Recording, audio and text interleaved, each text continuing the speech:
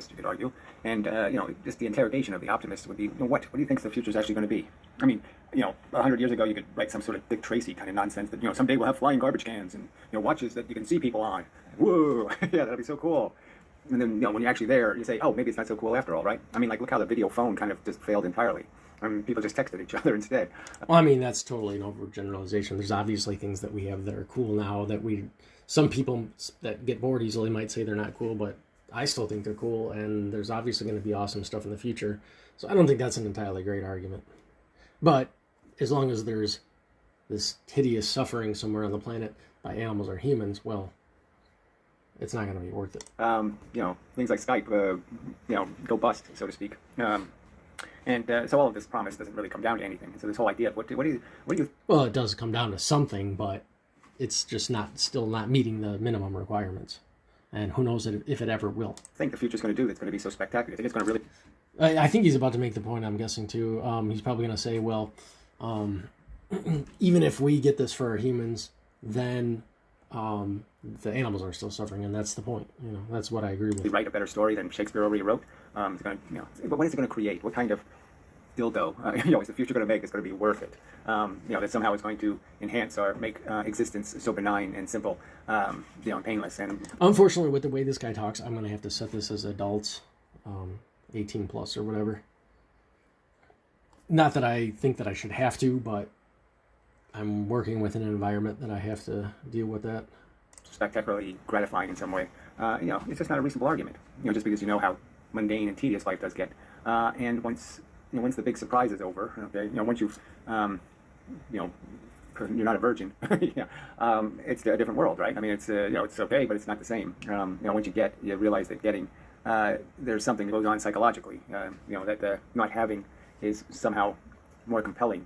And once you have, then you're going to be looking for more. And, it's all this psychology crap. And you're really not going to be able to find some place where you're going to pretend to be in some worthwhile bliss, because it's going to be some silly state of...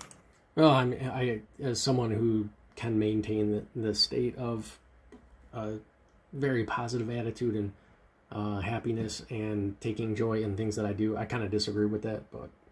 an illusion, some sort of fake narrative that you'll live and experience some sort of fake gratification, winning some fake trophy in some fake contest.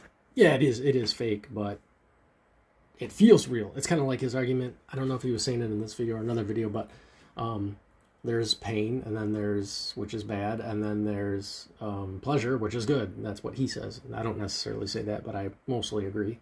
But it's the same thing. I mean, if I'm getting this fake trophy, it's still real because I'm feeling good, as long as I'm not hurting others in the process of it, and that's the problem. And just mimicking being alive for the purpose of extracting some, whatever it is, some sense of, we made feelings happen, comfortable, enjoyable feelings. And again, he's downplaying it, and I do think there's value in that, but again, not at the expense of torture, or not the expense of people or beings, sentient beings being tortured, obviously. If we could do without that, then these little feelings that we accomplished I think are good. I know he's down talking a little bit, but that's just his nature. But they really are just not negative feelings. They're just the absence of some degrading negative, the absence of rain or something. You could argue it's not the presence of the sun. I don't know about that. I would say there's definitely some positive. Sunshine that you're looking for. It's the absence of the clouds, the things that are in the way. But anyway.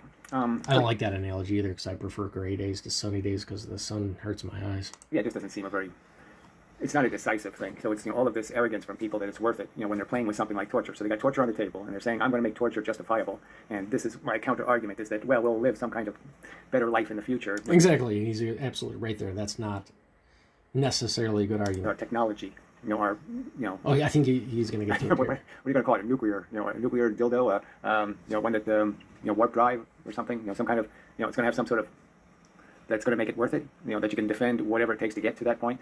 And you're going to... I mean, really, I guess if you look at it from the point of, was all the suffering worth, say we reach this blissful point in technology, was all that suffering worth it? No, because all those beings that suffered aren't going to be able to enjoy their end result. If they could enjoy the end result and we could perpetuate it for longer than they suffered for, much longer, then you could make the argument that it's mathematically good, but you really can't. So he's right. Realistically think that we're going to be able to be organized enough to even produce such an outcome where everybody gets their share. Well, that's the real nonsense part. And if they have that's that too. any credibility in terms of recognizing that there's facts to our existence, that humans aren't for free. You just don't have humans poof into the universe. You have great white sharks and all kinds of other organisms. Yep. Billions of different kinds of parasitic relationships and organisms existing that are existing in a real meat grinder of crude, hard, brutal reality. And that's what I was saying before. Is even if us humans get to this point, there's still all these other sentient beings suffering.